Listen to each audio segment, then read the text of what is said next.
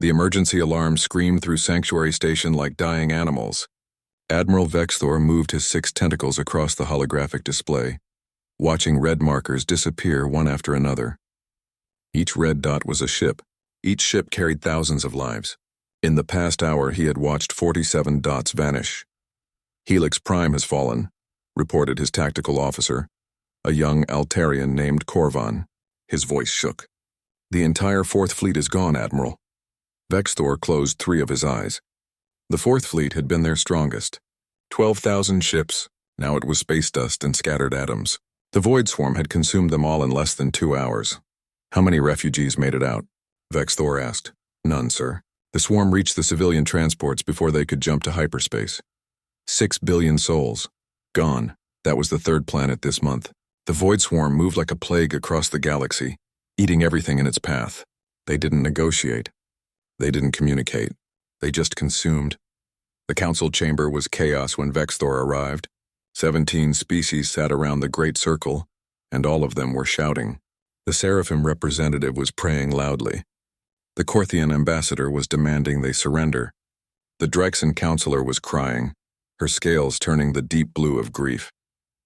Vexthor slammed his largest tentacle on the podium. The sound echoed like thunder. The chamber fell silent. We have lost 4 sectors, Vexthor said quietly. 3 species are extinct. 4 more worlds will fall within 10 days. If anyone has a solution, speak now. No one spoke. What could they say? The Concordat had never faced anything like the swarm. For 800 years they had known peace. Their ships were designed for exploration, not war. Their weapons were meant to defend against pirates, not an endless tide of biological horrors. Perhaps we should discuss terms of surrender, said High Priestess Ilmara of the Seraphim. Her voice was soft but carried through the silent chamber. Surrender? Vexthor's tentacles coiled in anger. They don't take prisoners, Priestess. They take biomass. They will eat us, then what do you suggest? Ilmara asked. We have lost half our fleet. More ships will not save us. We need a miracle. Vexthor noticed her then. Counselor Yuna sat in the human delegation area, silent as always. The humans were a young species, only 300 years in the Concordat. They had contributed almost nothing to the war effort. Just 12 ships. 12 out of the 100,000 vessels the Concordat had fielded. Most species considered humans weak. They had no natural armor like the Korthians, no venom like the Seraphim, no size like the Drexen. They were small, soft creatures with short lives, barely worth noticing, but Yuna's face troubled Vexthor. She wasn't afraid. Everyone else in the chamber showed fear in their own way, but Yuna just sat there watching, her dark eyes moving from speaker to speaker. The council session ended with no decisions. They would meet again tomorrow, and tomorrow more worlds would fall. Vexthor returned to his office and began searching the archives. Something nagged at his mind. The humans had been in the Concordat for 3 centuries, but they had been discovered 50 years before that. For the first 50 years they had been quarantined. No one was allowed to visit Earth, no humans were allowed to leave their solar system. Why? The official records said it was for cultural adjustment, standard procedure for new species. But 350 years was a long time. Vexthor had lived through that era. He remembered the debates, the secret sessions, the locked files. He dove deeper into the classified archives using his admiral's clearance. Most files were mundane, trade agreements, cultural exchanges. But then he found it. A single file encrypted with the highest security protocol, Protocol Crimson, Humanity. It took him an hour to break through the encryption layers. When he finally opened the file, his tentacles went rigid with shock. The document was a military assessment from the first contact team, the one that had discovered Earth. Vexthor read it 3 times, unable to believe what he was seeing. Recommendation: immediate quarantine. Species demonstrates unprecedented capacity for warfare. Biological adaptations include enhanced adrenaline response, persistence hunting instincts, advanced pattern recognition for tactical analysis, ability to function through severe injury, psychological resilience to trauma. Cultural analysis reveals 10,000 years of continuous warfare. Nuclear weapons developed within 100 years of Industrial Revolution. Assessment: if deployed in galactic conflict, species poses threat level catastrophic. Recommend isolation until cultural maturation achieved. There was more. Much more. Details about human biology that made Vexthor's skin crawl. These soft, weak-looking creatures were endurance predators. On their world, they had hunted animals to exhaustion over days-long chases. Their ancestors had survived an ice age, multiple extinction events, and dozens of diseases that should have wiped them out. Their planet had more biodiversity than any other known world. More predators, more dangers. Earth wasn't a garden world. It was what the old scouts had called a death world. And humans had climbed to the top of its food chain not through strength or speed, but through stubbornness and intelligence. The file included footage from the incident that had triggered the quarantine. Pirates had raided a human mining colony, killed 300 colonists. The Concordat had sent peacekeepers ready to mediate. They never got the chance. Within 1 week, the human military had tracked down the pirates.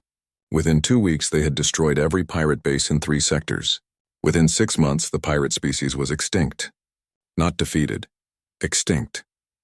The humans had hunted them down to the last individual. When the Concordat asked why, the human commander had said, "They killed our people. We don't allow that." The Concordat had been horrified. Genocide, even of pirates, was unthinkable. But the humans hadn't seen it as genocide. They had seen it as justice, as revenge, as a message, "Do not hurt us." The quarantine had been agreed upon by both sides.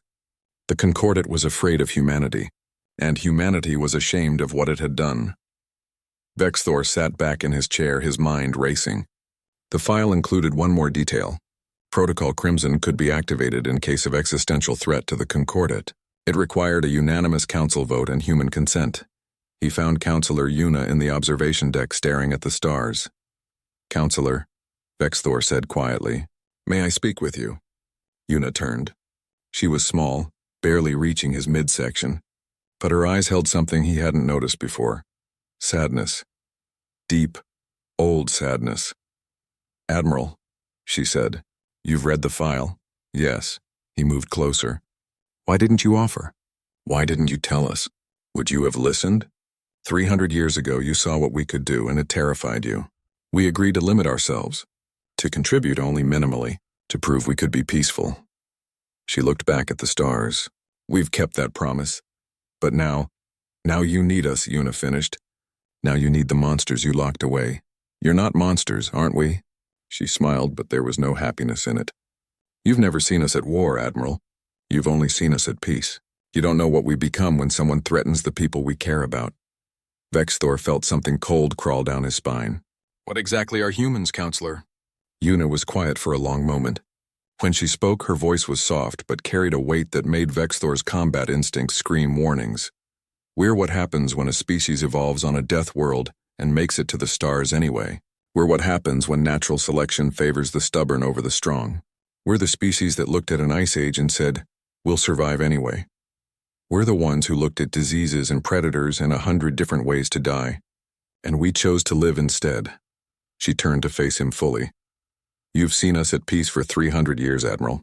You've seen us explore and learn and try to be worthy of joining you among the stars. But peace isn't our natural state. It's a choice we make. Every day we choose to be gentle. We choose to be kind. We choose to hold back." Her eyes met his, and for the first time Vexthor understood why the first contact team had been so afraid. "War is easy for us, Admiral. Peace is the hard part." The council chamber was packed when Vexthor called the emergency session. Every seat was filled. Every species representative had come, some traveling through dangerous space to be here. They all knew this was the final decision. Victory or extinction. Vexthor had spent 3 days reviewing the Protocol Crimson files. What he had discovered kept him awake at night. The humans had been hiding so much more than anyone realized. "Council members," Vexthor began, "I have discovered a possible solution to our situation, but it comes with risks." "More risks than extinction?" asked the Korthian representative, his armored plates clicking nervously. "Different risks." Vexthor activated the holographic display. 350 years ago, we encountered humanity. What the public records don't show is why we quarantined them for 50 years. He played the footage. The pirate raid. The human response. The complete annihilation of an entire species in 6 months. The chamber fell silent as they watched. "This is propaganda," High Priestess Ilmara said, but her voice shook. Humans are weak. Everyone knows this, are they? Vexthor pulled up more files. Humans have contributed 12 ships to our defense fleet. But according to Deep Space Surveillance, there are 40,000 more ships in their home system. Some reports suggest the number is much higher. Gasps echoed through the chamber. Impossible, someone said. We would have detected that kind of production. We did detect it, Vexthor said quietly. 50 years ago. That's why we quarantined them. The quarantine wasn't to protect us from cultural contamination. It was to give us time to decide what to do about a species that could outproduce our entire concordat combined. He pulled up the original assessment, the Death World classification, the biological advantages, the cultural history of constant warfare, the tactical brilliance, the absolute refusal to surrender. They've been limiting themselves for 3 centuries, Vexthor continued. By agreement, they promised to restrict their military, their technology, their expansion. They've kept that promise, but there is a protocol that allows us to ask them to break it. Captain Jiho stood in the doorway of his ship and looked at the cobwebs. The Indomitable hadn't left dock in 200 years. It had been classified as a research vessel when the humans joined the Concordat. But Jiho remembered what it really was, a destroyer, one of humanity's wolfpack hunters. She's still beautiful, said Dr. Sora, walking up beside him. The scientist looked tired. She had been studying the swarm for months, trying to find a weakness. 200 years in mothballs, Jiho said. Think she'll still fly? She was built by humans, Sora smiled. Of course she'll fly. We over-engineer everything. Jiho had to laugh at that. It was true. Human ships were built to survive. Multiple redundant systems, armor that could take a beating, weapons that worked even when half destroyed. Because on Earth nothing was guaranteed. Everything tried to kill you. So you built things that refused to die? His communicator buzzed. It was a message from Earth. Just 3 words. Protocol Crimson activated. Jiho's hands started shaking. 200 years. 200 years of peace. Of pretending to be weak. Of holding back. Of remembering what they had done to the pirates and swearing never to do it again. And now they were being asked to become monsters once more.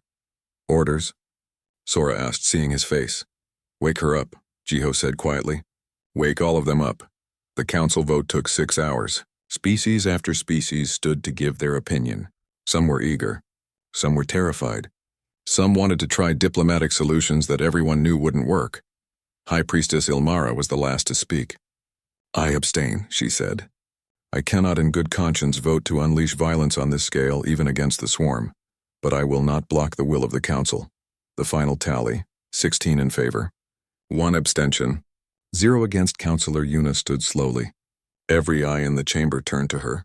For 300 years, the human delegation had been mostly silent, contributing little, asking for less. Now everything depended on her answer. I need to contact Earth, Yuna said. Her voice was steady, but Vexthor could see her hands trembling. This is not my decision alone. She walked to the communication chamber. Vexthor followed, along with several other council members. They watched as Yuna activated the quantum transmitter. Sol Command, this is Counselor Yuna, Earth Delegation Sanctuary Station. Her voice was formal now, military. Authorization code Crimson 77 Delta. The Galactic Concordat requests immediate military assistance under Protocol Crimson. Enemy designation, Void Swarm, threat level, existential. Please respond. The silence lasted 10 seconds. Then a voice came through, deep and calm. Acknowledged, Counselor. This is Fleet Admiral Minho, Sol Defense Command. Authorization confirmed. Protocol Crimson is active. A pause. The fleets have been ready for 300 years, Counselor. We're already underway. Estimated arrival 6 days. Yuna closed her eyes. When she opened them, tears ran down her face. Understood, Admiral. Sanctuary Station will prepare for your arrival. She took a breath. And, Admiral? I'm sorry. Don't be, Counselor. Minho's voice was gentle now. We knew this day might come. We've been preparing. Not hoping for it, but preparing. The galaxy needs us. We will answer. The transmission ended. Yuna stood there for a moment, then turned to face the council members.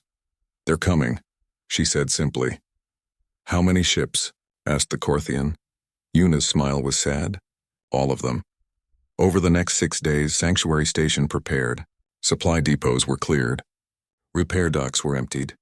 Every available space was designated for the incoming fleet. The concordate species watched the long-range sensors nervously. They saw the fleet emerging from hyperspace at the edge of the system. First just a few ships, then dozens, then hundreds, then thousands. How many? Vexthor asked his sensor operator. The young Altarian's voice was barely a whisper. Sir, I'm reading. 127,000 ships. The bridge went silent. That's impossible, someone said. It's what the sensors show, sir. Not 40,000 ships. Over 100,000. Every human colony had sent forces. Every settled world had contributed. And Earth, ancient Earth, had sent 50 entire fleets. The ships came in formations that the Concordate had never seen. Tight wolf packs of destroyers, massive carrier groups, strike formations built around ships whose only purpose was to kill. These weren't exploration vessels with weapons attached. These were weapons with engines attached. Fleet Admiral Minho's flagship, the Defiant, was larger than any Concordate ship. It bristled with weapons, railguns, missiles, energy weapons, point defense systems, and something new. Something the scanners couldn't identify. Vexthor went to meet him when he docked. The Admiral was tall for a human, with gray hair and a face marked by old scars. He walked with the calm confidence of someone who had seen war and survived it. Admiral Vexthor, Minho said, extending his hand in the human greeting. We came as fast as we could. You came prepared, Vexthor said, looking at the displays showing the massive fleet. We've been preparing for 300 years, Minho said. Not for this enemy specifically, but for the day someone needed us. For the day we could prove that we learned from our mistakes, that we could control our nature. Your nature? Minho looked at the star map showing swarm territory. Humans are good at two things, Admiral. We're good at surviving things that should kill us, and we're good at making sure threats don't survive us. He turned back to Vexthor. For 3 centuries we've practiced the first. Now you need us to remember the second. Are you afraid? Vexthor asked. Of what you might become? Terrified, Minho said honestly. But we're more afraid of letting good people die when we could have saved them. That's the real human curse, Admiral. We can't walk away. We can't ignore suffering. We see someone in trouble and we have to help. Even if it costs us everything. He pulled up tactical displays. We've been studying the swarm for 6 days. Dr. Sora sent us her research. We think we've found weaknesses. Already? Vexthor was stunned. The Concordate had been studying the swarm for months with little progress. We have 300 years of war history to draw from, Minho said. We know how to find patterns, how to exploit them, how to turn an enemy's strength into weakness. He pointed to a system on the map. The swarm is consolidating at Thorn's Gate, 50,000 bioships. They're preparing to strike at the core worlds. We can't stop that many ships. No, Minho agreed. You can't, but we can. His smile was cold. We're going to teach them something the Concordate never showed them. We're going to teach them fear. The Battle of Thorn's Gate would be remembered for 1,000 years. Vexthor watched it unfold from the Defiance Bridge, and with every passing minute he understood why the Concordate had been so afraid of humanity. The swarm came first, as expected.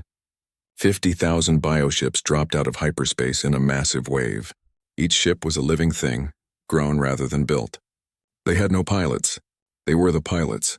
A hive mind controlled them all, thinking and moving as one massive organism. The Concordate fleet would have formed a defensive line and tried to hold position. That's what they had been doing for months. It hadn't worked. The swarm just flowed around defenses like water, surrounding and consuming. But the humans didn't form a defensive line. All ships, execute formation Razor, Minho said calmly. Target package Alpha, engage. The human fleet split into hundreds of small groups. Wolf packs, Minho called them. Each pack had 5 to 8 ships working together with perfect coordination. They didn't try to hold ground. They moved constantly, flowing through space like sharks through water. The swarm charged forward, expecting another easy victory. Instead, they ran into the first wolf pack. 8 human destroyers focused fire on a single swarm ship. Railgun rounds traveling at a fraction of light speed punched through its bioarmor. Missiles followed, each one guided by tactical AI systems that predicted the swarm's movements.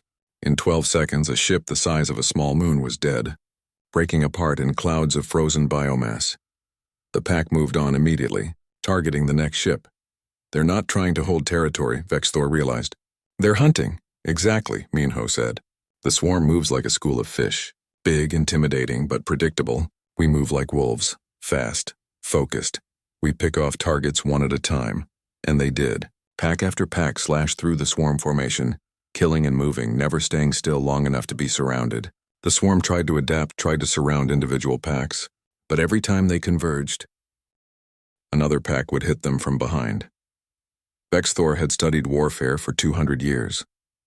He had commanded fleets in a dozen conflicts, but he had never seen anything like this. The humans fought with a coordination that seemed impossible. Each ship knew exactly where every other ship was. Each captain anticipated what their packmates would do. "How are you coordinating this?" he asked. "The swarm has a hive mind. You're individuals and we train," Captain Jiho said. He was commanding a wolf pack from the Indomitable. Human military crews trained together for years. We learn to think like each other, to predict each other. We can't read minds, so we learn to read behavior instead. A swarm ship tried to ram Jiho's pack. The 8 destroyers split apart in perfect synchronization, reforming behind the enemy and focusing fire. The swarm ship died before it could turn around. "Besides," Jiho added, "we have something better than a hive mind. We have trust." Colonel Nari watched the battle from her assault ship. The Marine commander was waiting for her moment. While the fleet fought in space, she had a different mission. "Colonel, target acquisition," her tactical officer reported. "Hive command ship identified. Transmitting coordinates." There it was. A massive bio-ship at the center of the swarm formation, larger than the others, covered in thick armor and pulsing with bioelectric energy. Dr. Sora had theorized that the swarm used command ships to coordinate local groups. Kill the command ship and the others would be confused. "All battalions prepare for boarding action," Nari ordered. Her second-in-command looked at her. "Ma'am, did you say boarding? We're going to board a swarm ship?" "That's the plan." "That's insane," Nari smiled. "We're human Marines. Insane is what we do." The assault ships punched through the swarm line, protected by 4 destroyer packs. Point defense systems shot down the bioweapons trying to stop them. Then they were through, flying straight at the command ship. 30 seconds, the pilot called out. Nari checked her weapons. Projectile rifle, chemical explosive grenades, a knife made of hardened steel. Old technology, primitive, but that was the point. The swarm had evolved to fight energy weapons. They had never faced bullets. 10 seconds. The assault ship crashed into the command ship's hull. Cutting tools burned through the bio-armor. Marines poured through the opening, firing their weapons into the living corridors. The swarm fought back. Warrior forms grown for close combat rushed at them, but the humans had trained for this. Every Marine knew their role. Riflemen laid down covering fire. Grenadiers blasted through choke points. Engineers set charges on support structures. Nari led her team deeper into the ship. The organic walls pulsed around them, trying to seal the corridors. They burned through them. Acid sprayed from the ceiling. They shielded against it. The ship itself was fighting them, trying to kill these invaders. "Core structure ahead," called her scanner operator. They breached the final wall and found it. A massive neural cluster, the brain of the command ship. It pulsed with bioelectric energy, controlling thousands of smaller organisms throughout the vessel. "Set charges," Nari ordered. "Maximum yield." 30-second timer. As her engineers worked, the ship screamed, an actual sound vibrating through the walls. It knew they were killing it. It was afraid. Good, Nari thought. Now you know how we feel. Charges set. "Move, move, move!" They ran back through the dying ship. Behind them, the timer counted down. 5 seconds, 4, 3. The explosion tore through the command ship's core. The entire vessel convulsed. Its weapons went silent. Its movement stopped. And then it began to break apart, unable to hold itself together without the central mind. In space, the swarm ships near the command vessel went chaotic. They lost coordination, attacking each other or flying in random directions. The human wolf packs fell on them like predators on wounded prey. "Second command ship located," reported Tactical. "Colonel Nari," Minho's voice came through the comm. "Outstanding work. Can you do it again?" Nari was breathing hard, adrenaline still pumping through her system. "Give us 10 minutes to reload, sir. Then point us at the next target." The battle lasted 18 hours. By the end, 47,000 swarm ships were destroyed.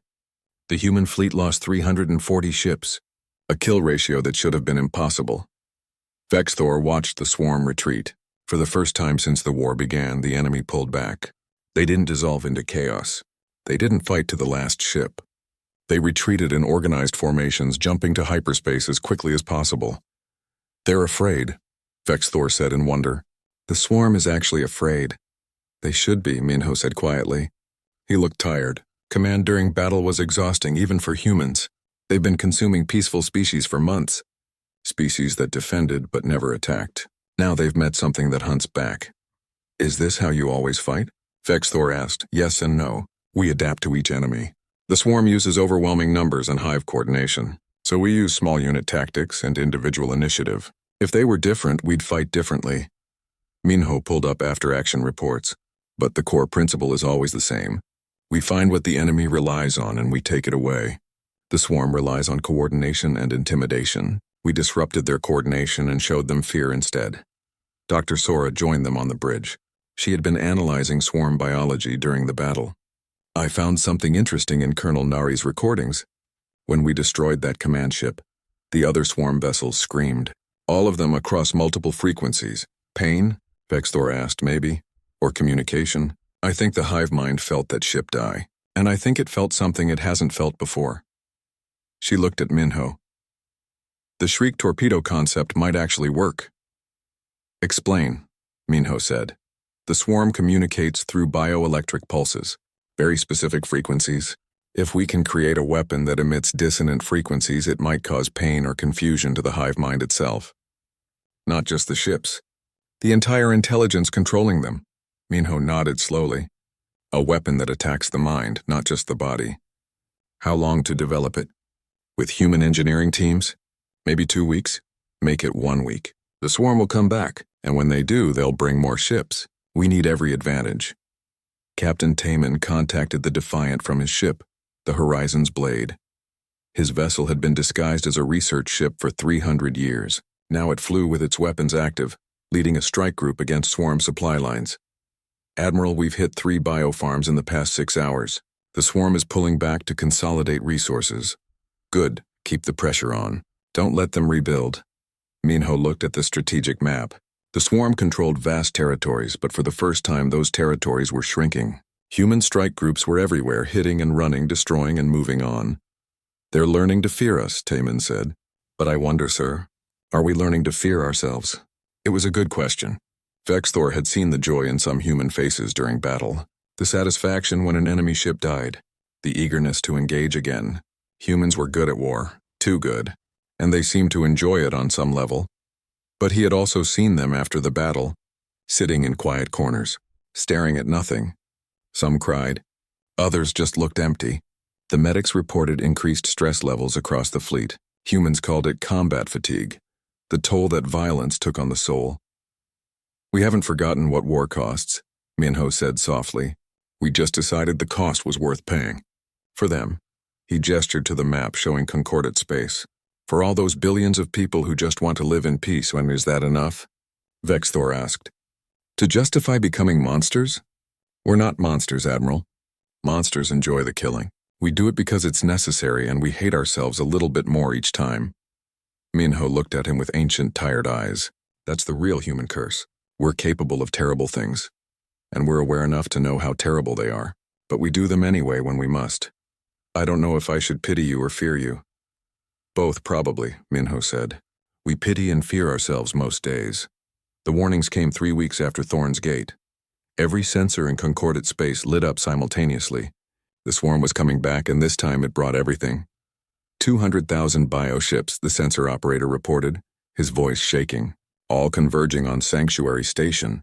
Vexthor felt his combat instincts scream. 200,000, 4 times what they had fought at Thorn's Gate. The swarm had regrouped, rebuilt, and now it was angry. Human fleet status? He asked. 90,000 ships ready for combat, Minho replied. 37,000 are damaged or scattered across other sectors. That's not enough, it'll have to be. Minho activated the fleet-wide channel. All ships, this is Fleet Admiral Minho. The enemy is coming in force. They want to break us here at the heart of concordate space. They want to prove that humans bleed like everyone else. He paused. They're right. We do bleed. But we also don't quit. Ever. Take your positions. Trust your training. Trust your packmates. And remember why we're here. The swarm arrived like a wave of darkness. 200,000 ships dropped out of hyperspace simultaneously, filling the space around Sanctuary Station with hostile contacts. They didn't charge immediately. They waited, surrounding the station completely. "They're learning," Vexthor observed. "They're not rushing in blindly anymore." "We taught them to fear us," Minho said. "Now they're being cautious. That's actually worse." The battle began at 800 hours station time. The swarm attacked from all directions at once, trying to overwhelm the defenders through sheer numbers. The human fleet met them with the same wolfpack tactics, but this time there were too many enemies.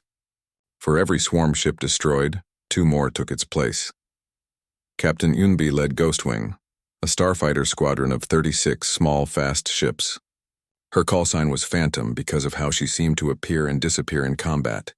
Now she and her pilots flew through a storm of bioships, their small size letting them dodge attacks that would have destroyed larger vessels. "Ghost 7, break left. 2 on your tail. Ghost lead, I'm hit. Engines at 60%. Fall back to the carrier, 7. 9 and 10, cover his retreat." Yunbi checked her combat display. Ghostwing had flown 47 sorties in 6 days. 47. Most pilots couldn't survive 10. But her squadron was still flying because they were the best, and because they refused to let each other die. A massive swarm ship loomed ahead. Yunbi locked her missiles and fired. Fox 3, Fox 3. The missiles streaked away, joined by salvos from 5 other fighters. The swarm ship's armor shattered, exposing its core. Hyunbi's squadron poured fire into the opening until the ship exploded in a spray of biomass. "That's kill number 48, her wingman reported. "Not enough," Yunbi said. "Not nearly enough." Junho was a civilian journalist embedded with the fleet. The Earth government had insisted on documenting the war. Now he broadcasted from a Corvette near the front lines, his camera capturing everything. "This is Junho reporting from the Battle of Sanctuary," he said into the camera. His hands were steady, but his voice showed the strain. "For 6 days, human and concordate forces have fought against overwhelming odds. What you're seeing behind me is the destroyer Courage making a final run." The Courage was dying. Its hull was breached in a dozen places. Half its weapons were offline. But it didn't retreat. Instead, it accelerated toward a cluster of swarm ships protecting what looked like a refugee convoy. "The Courage has 200 crew aboard," Junho continued. "They know they're not going to survive. Watch what they do next." The destroyer crashed into the largest swarm ship, its reactor already overloading. The explosion tore through the enemy formation, destroying 15 swarm vessels and opening a gap for the refugee convoy to escape. 200 humans just gave their lives to save 5,000 civilians. Junho said quietly, "Most of those civilians aren't even human. This is what humanity does. This is who we are." His broadcast reached every concordate world. Billions watched. Many saw humans as monsters. Now they saw humans as heroes too. On day 3 of the battle, a single human marine held a corridor in Sanctuary Station for 3 hours. The swarm had breached the station's hull and warrior forms were pouring in. The evacuation was still in progress.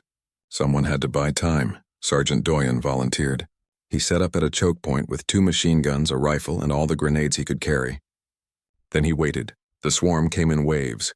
Doyen fired until his first machine gun overheated, then switched to the second. When that overheated, he used his rifle. When the rifle ran dry, he used grenades.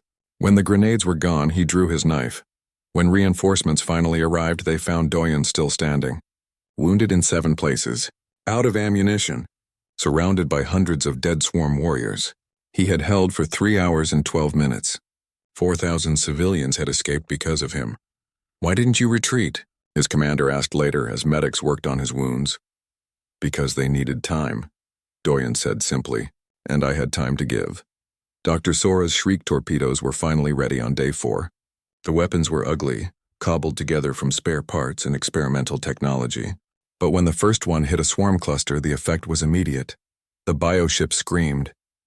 Every sensor in range detected the sound, a horrific wailing across multiple frequencies. The swarm ships lost coordination, crashing into each other or flying in random directions. For 3 minutes, they were completely vulnerable. Human wolf packs fell on them like sharks on wounded fish. 1,000 swarm ships died in those 3 minutes. "It works," Sora reported to Minho. "The dissonance causes pain to the hive mind itself, not just the ships. The intelligence controlling them. Can we make more?" Already in production. We'll have 50 ready by tomorrow. The Shriek torpedoes turned the tide. Each one created chaos in the swarm ranks, letting human forces exploit the confusion. But the swarm adapted quickly, spacing their ships farther apart so one torpedo couldn't affect as many vessels. Then something unprecedented happened. A swarm ship transmitted a message, not in any known language, just data. Raw information that Dr. Sora's computer spent hours translating. What are you? It was the first communication from the swarm since the war began.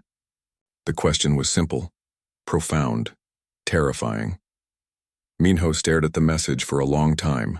Finally, he responded, knowing the swarm would receive it. We're humans. We're the species that won't quit. You wanted to consume the galaxy.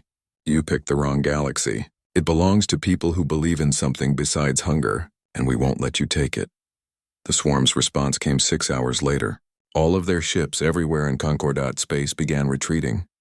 Not just pulling back, retreating completely, jumping to hyperspace and vanishing into the deep voids beyond known space. The battle was over. The swarm had withdrawn. Victory tasted bitter. Sanctuary Station was saved, but at terrible cost. 34,000 human ships were destroyed. 4 million humans were dead. Every family on Earth would mourn someone. Every colony would build new monuments to the fallen. The Concordat celebrated. 12 species had been saved from extinction. But as the celebration spread, something else spread too. Fear. High Priestess Ilmara called for an emergency council session 1 week after the battle. Her voice was cold as she addressed the chamber. We must discuss what happens next. The humans saved us. We owe them everything. But we have seen what they are capable of.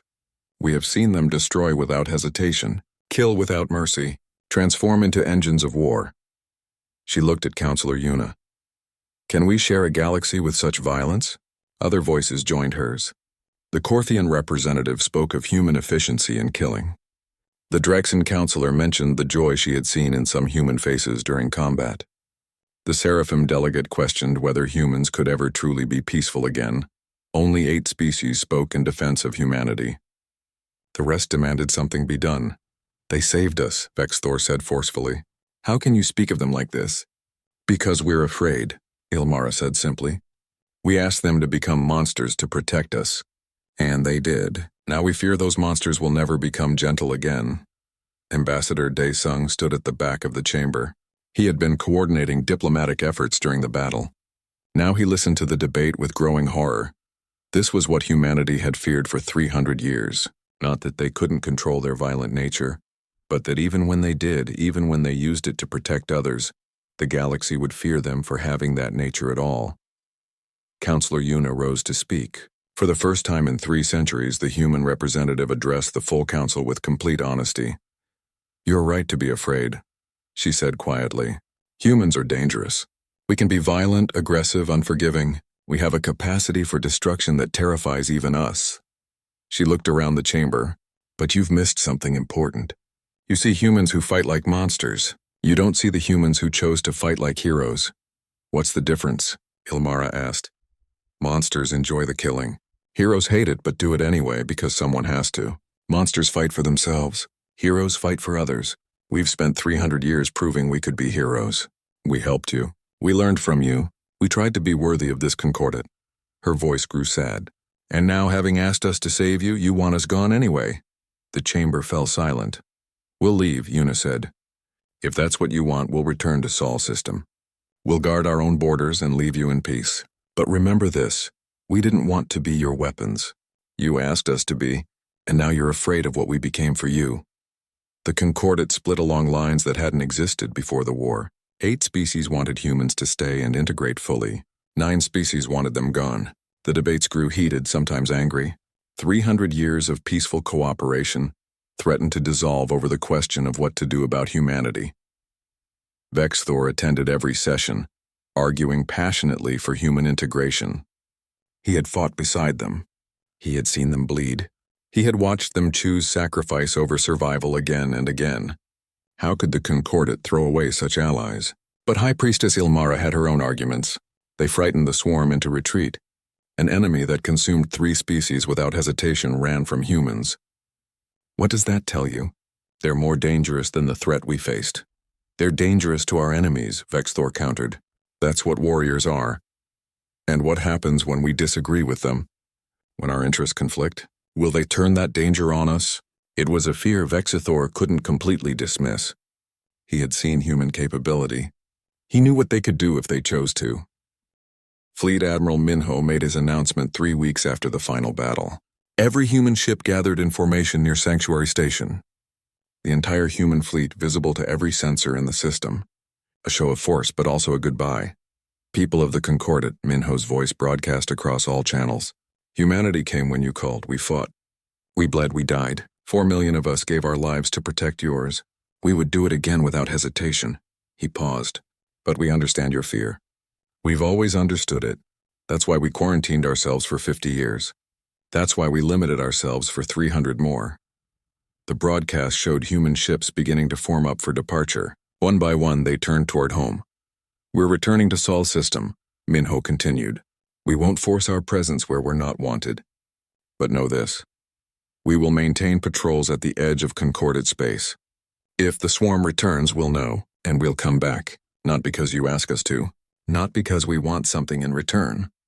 But because protecting people who can't protect themselves is what humans do. We may be violent. We may be dangerous. But we're also loyal. We're also kind. We're also stubborn enough to care about strangers who fear us. That's the human curse and the human gift. We can't stop caring, even when caring hurts. Journalist Junho's war footage had been spreading across the Concordat for weeks. Now as humans prepared to leave, the broadcasts reached their full audience.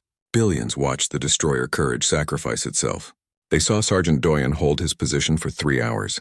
They watched Ghostwing fly mission after mission despite impossible odds. And they saw something in those humans' faces. Not bloodlust, not joy in killing, but determination, sadness, resolve to do what was necessary even though it hurt their souls.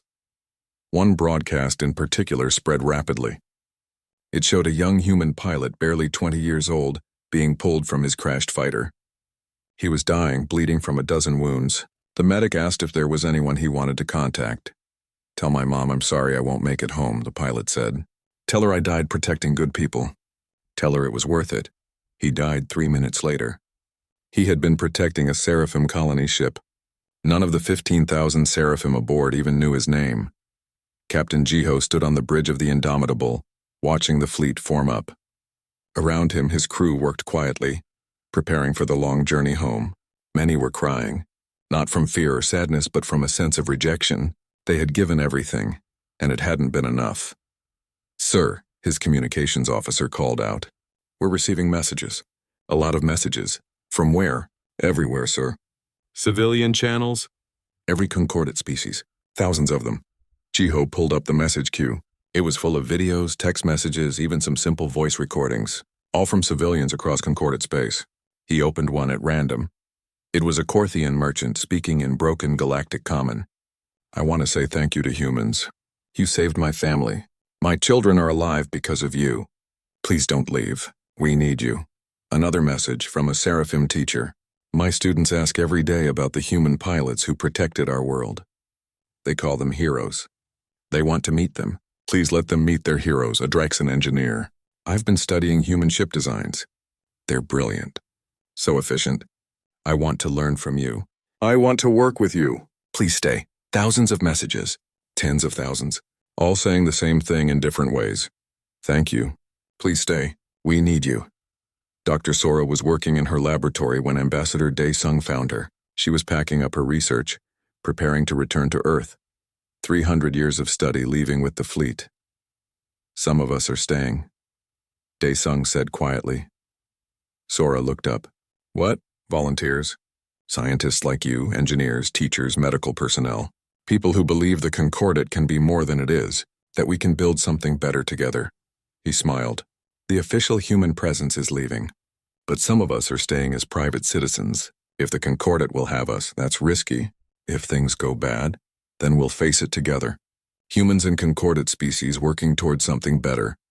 He handed her a data pad. 5,000 volunteers so far, all willing to stay behind. Sora thought about it for less than a minute. Make it 5,001. Captain Taemin received new orders 2 months after the fleet departed. His ship, The Horizon's blade would remain at the edge of concorded space. Not officially, not as part of any treaty, but as a guardian, watching for threats. "We're ghosts now," his executive officer said, "protecting people who don't even know we're here." "That's fine," Taemin replied. "Humans have always been best when we work from the shadows. Let them live in peace. We'll handle the darkness." His ship wasn't alone. Across the outer boundaries of concorded space, human vessels maintained silent watch. Destroyers, scouts, research vessels that were actually warships, an entire fleet operating in secret, protecting the galaxy that had asked them to leave. 5 years passed. The Concordat rebuilt. The wounds of war healed slowly. The human volunteers who stayed behind worked quietly, contributing to research, engineering, medicine. They didn't demand recognition. They just helped where they could. Then the sensors detected it. The swarm, testing the borders again. Not a full invasion, just scouts, probing for weakness. The human patrol ships engaged immediately. The swarm scouts retreated after the first shots. But the message was clear. The enemy was still out there, still watching, still hungry.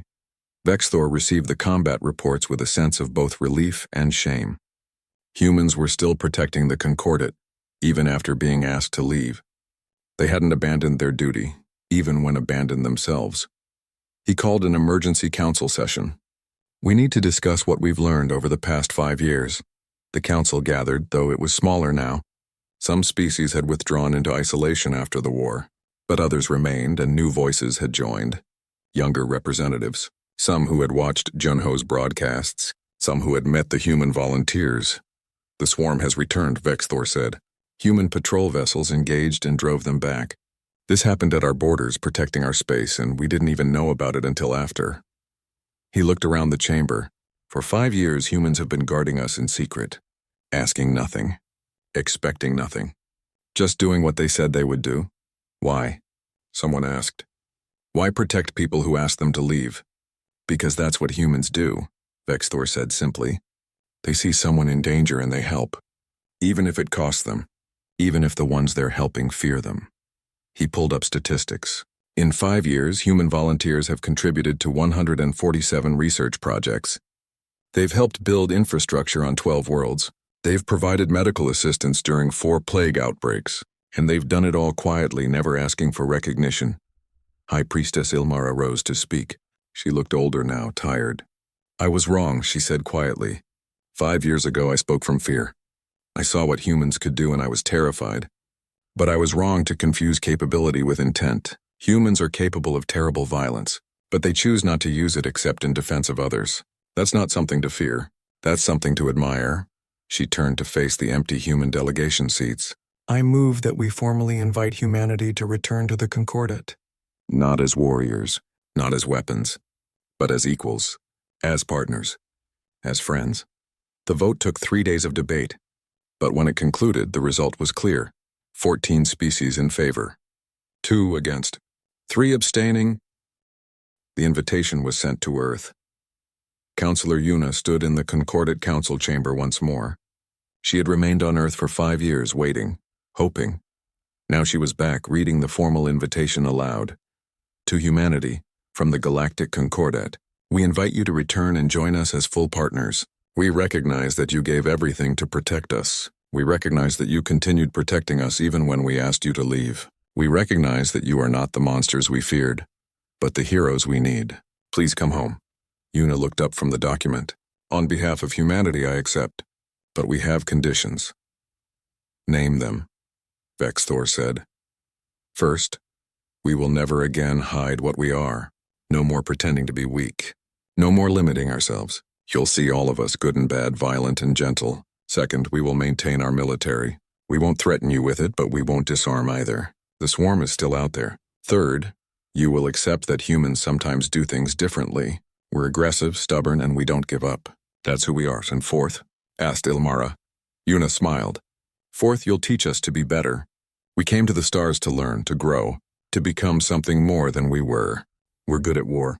Teach us to be better at peace." The human fleet returned over the course of 6 months. Not all at once, but gradually. Ships came back to take up patrol duties. Families reunited with volunteers who had stayed behind. Engineers began working on joint projects with concordant species. Captain Yunbi led Ghostwing in a ceremonial flyby of Sanctuary Station. The same pilots who had fought in the battle 5 years ago, now welcoming their fleet home. Below on the station, thousands of people from dozens of species watched. Some cheered, some cried, some just felt relief that the Guardians had returned. Ambassador Dae-sung worked tirelessly to build bridges between species. Human embassies opened on every concordant world. Exchange programs started. Human children learned alongside alien children. Scientists collaborated. Engineers shared designs. Artists created together. It wasn't perfect. There were still people who feared humanity. Still incidents and misunderstandings. Still moments when human aggression clashed with concordant peace. But they worked through it. Together. Vexthor and Yuna stood together on Sanctuary Station's observation deck, watching the human fleet take up positions throughout the system, the same place where 5 years ago Vexthor had first learned the truth about humanity. "Do you think they've learned?" Yuna asked. "Do they understand that humans aren't weapons?" "I think we all learned," Vexthor replied. "Humans taught us that strength doesn't have to mean aggression, that being capable of violence doesn't make you violent, that the most dangerous people can also be the gentlest if they choose to be." He turned to look at her. "And we taught you something too, I hope. That being peaceful isn't weakness, that there's value in choosing diplomacy first. That sometimes the hardest fight is the one you avoid." Yuna smiled. "We're still learning that one. But we're trying." In the distance, a human destroyer passed by, its hull still bearing scars from the Battle of Sanctuary. The crew had refused to have them repaired, wanting to remember what they had fought for. "They're back," Vexthor said. "Humanity is home." "No," Yuna corrected gently. "We were always home. We just had to prove to everyone else that we belonged here." And across the galaxy, in 1,000 different places, humans and other species worked together to build something new. Not a human empire, not a concordant that feared its protectors, but a true alliance of different peoples, learning from each other, protecting each other, and growing together toward a future none of them could build alone. The swarm would return someday. Other threats would emerge, but when they came, they wouldn't face a divided galaxy. They would face humans and concordant species standing together. The gentle and the fierce, the peaceful and the warriors, united not by fear but by choice. And that, in the end, was the real human gift to the galaxy. Not the ability to fight, but the stubborn, hopeful belief that different people could choose to stand together, that violence was sometimes necessary but kindness was always possible, that the universe was big enough for everyone who was willing to share it. Fleet Admiral Minho, now retired and teaching at the Concordant Military Academy, ended his lectures with the same words every time. "We are not the monsters our history suggests we could be. We are the people our future needs us to be. We're not perfect. We're not saints. We're just humans trying to do better, and sometimes trying is enough."